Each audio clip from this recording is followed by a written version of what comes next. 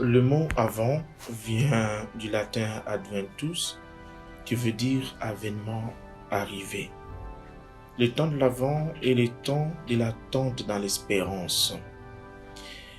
L'Église nous fait revivre l'attente d'Israël, du Messie pendant ce temps de l'Avent, mais aussi elle nous plonge dans l'attente du Christ qui reviendra dans sa gloire au dernier temps. Les textes liturgiques que l'Église nous propose durant ce temps de l'Avent, spécialement les lectures du livre d'Isaïe que nous entendrons presque tous les jours, nous présentent les qualités de ce Messie qui vient et que nous attendons dans l'espérance. En voici quelques-unes. Ce Sauveur qui vient, l'Esprit du Seigneur reposera sur lui. Il jugera les faibles avec justice. Il sera un homme de prière. Il gratifiera le peuple. Il transformera l'infertilité en fertilité. Il changera nos guerres en paix. Il inscrira la loi dans nos cœurs. Et les nations se retourneront vers lui, et beaucoup d'autres.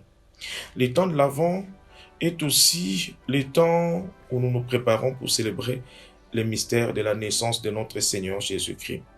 Et ce temps est célébré en deux périodes. La première, c'est qu'on appelle la féerie de l'Avent. Elle va du premier dimanche de l'Avent jusqu'au 16 décembre. Durant cette première période, l'Église célèbre l'attente du Messie comme Israël l'a faite pour attendre le Christ.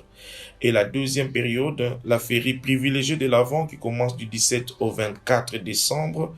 Durant cette période, l'Église commémore les mystères de l'incarnation et de la naissance du Sauveur. Certains symboles caractérisent le temps de l'Avent. Il y en a trois spécifiquement. Le premier, c'est le port du violet. Le violet qui provient du mélange de deux couleurs, le rouge et le bleu, le rouge couleur de l'homme et du sang et le bleu couleur des dieux, exprime bien notre attente à l'accueil du Messie. C'est Dieu qui vient prendre notre nature pour nous donner la nature divine, l'Emmanuel, Dieu parmi nous. La suppression du Gloria pendant ce temps de l'Avent, parce que nous sommes pendant le temps de l'attente, et dans l'attente, il n'y a ni joie ni tristesse, mais notre joie, elle est l'attente. Et cette joie éclatera pleinement le jour de Noël. Et la couronne de l'Avent, qui symbolise à la fois la royauté de notre Seigneur, celui qui vient, et aussi la victoire de la lumière sur les ténèbres, symbolisée ici par les 4 bougies qui sont allumées tous les dimanches.